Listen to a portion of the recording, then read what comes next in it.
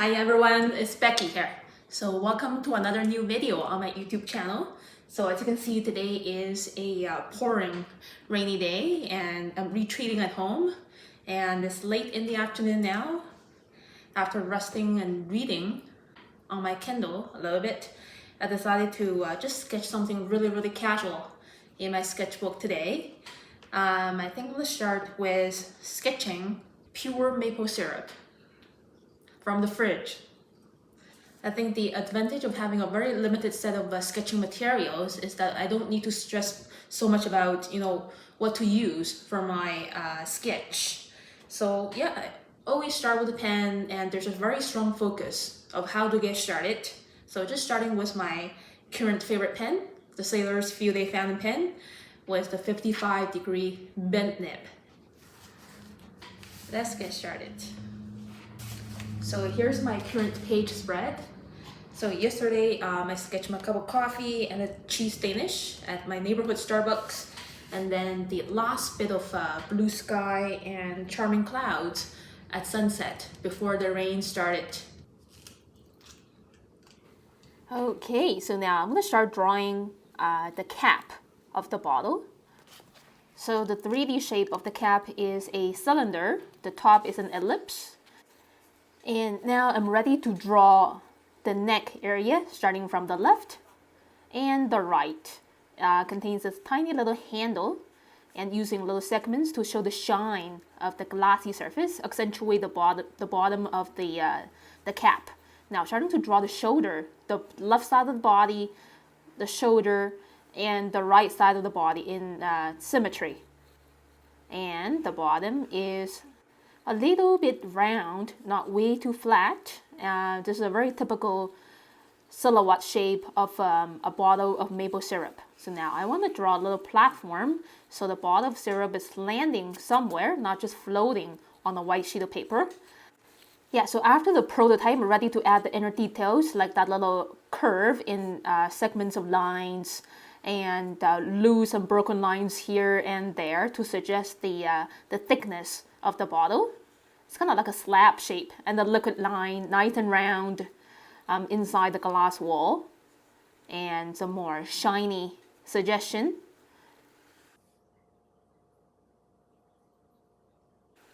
Now the sticker label here in the front is nice and solid, and the bottom is kind of shiny as well.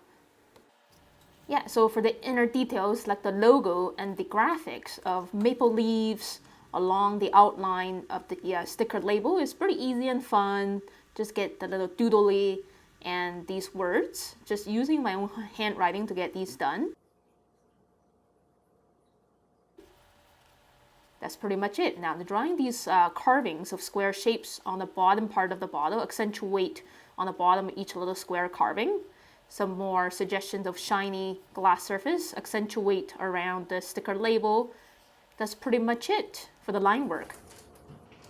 Okay, so now I'm ready for watercolors. After about 5 minutes drawing, the painting will take a higher ratio of time this time compared to the drawing part. So as usual, I'm gonna be using my Mungyo brand watercolors containing about 12 basic colors.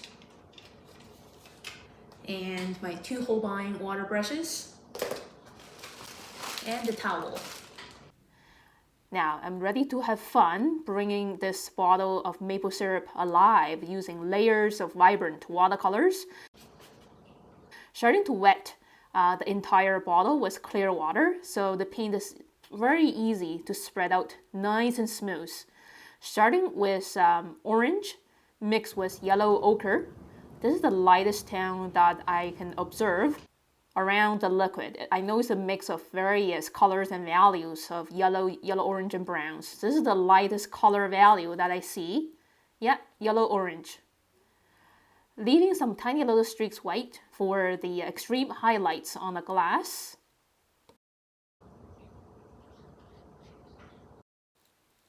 Okay, so this is pretty much an easy and fun flat wash of this golden color. Now, the second lightest color that I see is this slight bit of orange brown, which is a mix of orange and burnt sienna, wet into wet. Being a little bit cautious not to overpaint. Some part of the bottle need to be preserved of the shining golden liquid. Okay, so just the right amount. While waiting for the two colors to blend together and for the liquid surface to dry off a little bit, I'm painting the cap area with red magenta color, leaving those little tiny dots there for the shine of the plastic cap. And being patient to wait for the maple syrup area to dry off a little bit more. If it's too wet, the next layer of color value is gonna fade out. So after waiting for about 3 minutes for the previous layer to change from wet to moist, I'm ready to add higher contrast. The mid-tone of the maple syrup, which is containing a higher ratio of burnt sienna. This is very much like 90% of burnt sienna, wet into moist. Okay, and I love the fuzzy effect that is blending with the previous two layers. Again, being a little cautious not to overpaint. Blending on a bit of darker brown by mixing in cobalt blue into burnt sienna. Switching to my medium tip water brush now for these thinner brush marks.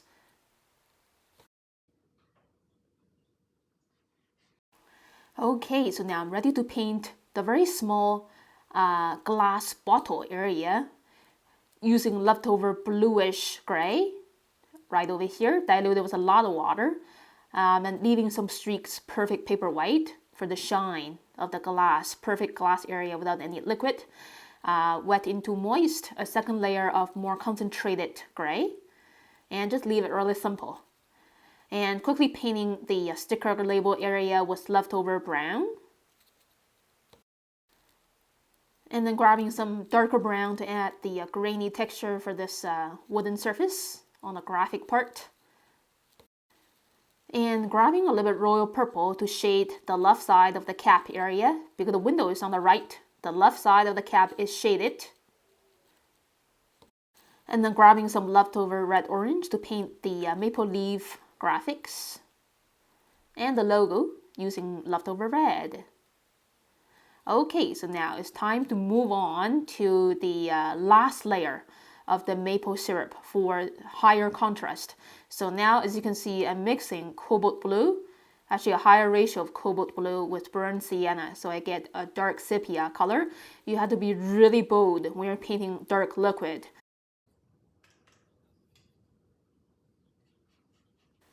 Yeah, so just spreading this kind of uneven. As you can see, sometimes I'm going back to my palette to grab more burnt sienna. So some parts is not way too dark, but still concentrated paint. A little bit of red mixed in over here because I see a bit of color difference.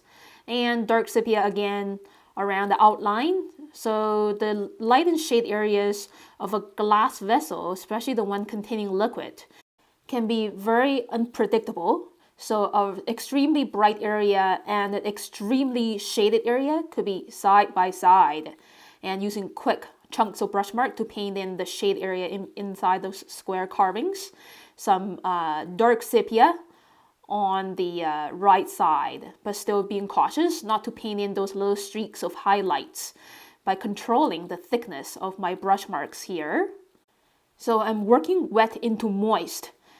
So the brush mark is not fading away or blooming without control. I want to leave some sharp highlights, like on the right side, the large bracket shape of the highlight, and on the left side as well. And adding some diluted dark sepia for the liquid surface.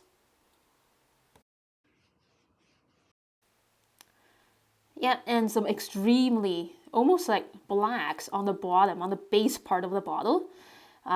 Close to the label here, a bold streak of shade, and then some reflective dark sepias on the neck part of the bottle and the little handle here. Yet reflective browns and sepias in a very subtle way. Okay, so now it's time to paint the shadow of the bottle. I'm starting with some leftover brown, orange brown, and then wet into a bluish gray, close to the edge. Some final little polish and a bit of detailing on the label here, the grainy texture of the wooden board, bluish gray, pretty extreme, close to the edge of the bottle, some more reflective yellow oranges, part of the shadow, final polish on the cap, and that's it. Alright, so here's a look of my finished sketchbook page with the maple syrup on the right side of the page. My next move is to sketch this brown sugar ham that I got from grocery shopping yesterday. Yeah, so I love brown sugar ham or honey ham. So basically this half ham is like a sphere cut in half. So just drawing the body part of the half sphere. And the dissection part is kind of like irregular organic ellipse shape. So that's the prototype. Okay, so now I'm drawing this sticker label. As you can see, the horizontal lines of the sticker label is following the surface curve of the half sphere. So really paying attention to my observations and not just drawing from my preconceptions. And then drawing the plastic skirt of the ham, wrapping around the ham, and the wrinkles on the plastic skirt. Now I'm adding these banner shapes on the sticker label and the name of the brand. As you can see, these horizontal lines are all kind of round and curving, wrapping around this three-dimensionality of the half sphere. And just doodle these words out. For the tiny words, just use a little squiggles, and yeah, that's it, the sticker label. Now I'm ready to move on to the yarn wrapping lines, starting with these latitude lines, kind of like the lines on a globe model, right? Using very light and gentle hand pressure. And then these longitude lines, actually in little segments, making up these squares, very similar to the squares on waffles. And yeah, just filling in each of these curving stripes with pretty nicely aligned squares. Some are a little bit squished because of the form of the ham. Yeah, it's not a perfect sphere. Almost there. It's a nice pattern. And just adding a bit of accentuation around the sharp corner there, around the plastic wrapping, bit of shine. That's it. Now I'm ready to paint watercolors again. Okay, so I'm going to start wetting the entire ham area with clear water, just so the meat color is going to spread out nice and evenly. Starting with permanent red, diluted with a lot of water to get this meat color. Yeah, for the entire area. I also mix in a little bit of orange into permanent red, and the same diluted with a lot of water for the shell area of the ham. Yeah, so that's the base color for the entire ham. Now, wet into wet, a more concentrated permanent red mixed with burnt sienna. Yeah, a little bit more saturated and just slightly more intense to get the meat texture. A little bit royal purple into burnt sienna and permanent red as well. Just let the color bloom with the previous layer. Yeah, so that's the texture, the natural, slightly marbled texture of the dissection area. I'm going to leave it as it is, not disturbing it too much. Now it's time to paint the shell part, which needs a lot of attention. So this is the same color mixture, permanent red, burnt sienna, and maybe a tiny bit of orange. A little bit more concentrated compared to the first layer. So overall, it looks like that I'm using the same color, but there's actually multiple colors, about 3 or 4. In general, it's kind of like a meaty red-brown color, but I'm playing with different ratios of burnt sienna, permanent red, orange, and a little bit of royal purple. Playing with water control as well. Some of these little patches of square is a little bit lighter compared to other ones. taking a break from painting those square patches just to have fun painting these artificial colors on the package using just pure orange and red for these two banners. Clean my brush and grabbing some cobalt blue to paint the just the artificial plastic blue area, leaving some little streaks of paper white for the highlight of the plastic shine. Another layer wet into moist royal purple mixed into cobalt blue for shade color of blue. Yeah, so nothing in the world is just one simple color only. It always contains two or even more colors combined together to create light and shade, using leftover pink color for the reflective shadow of the ham. Just want to get it done now, let it dry before painting the coat colors of the shadow. Now I'm mixing permanent red burnt sienna and a tiny bit of cobalt blue to get a shade color of red brown for the bottom part of the half sphere here that is pretty intensely shaded. Yeah, so the bottom left towards the middle, away from the window light. Yeah, so every single of these square patch is a unique skin color. They're not exactly the same. Some are a little bit more or less intense compared to the others. Yeah, so just make sure the color, the paint I'm using for these square patches is obviously, clearly more concentrated than the base layer that I added. Again, some shaded browns by mixing cobalt blue into the red-brown color, especially for the bottom part of the squares. Okay, so that's it for the ham. I'm pretty happy with it. I'm not going to overwork it. Now I'm ready to paint this very tiny little bit of plastic area using leftover bluish gray, skipping around, leaving some white spots of paper white for the highlights on the plastic, and then keep using the blue purplish gray on my palette in a diluted version. And then a more concentrated version containing less water just around the edges of the plastic skirt. Yeah, so there's a bit of value transition with a shadow. So that's it. Alright, so that's about it for today's tutorial videos. Thank you so much for tuning in. And let's show you my finished two sketches over here. Yeah, the bottle of maple syrup and the half piece of ham. Alright, so thank you so much for watching this video, everyone. If you like it, please click like and leave me a comment below. Subscribe to my channel for weekly updates. So I'm trying to update my channel with 1 to 2 new videos every week. Okay, so next I move on to sketch my kitty Dudu sleeping in his scratch plate. It's very hard to wake him up during the day. He goes out every night and is always exhausted early in the morning. And he sleeps for like 12 hours in a day.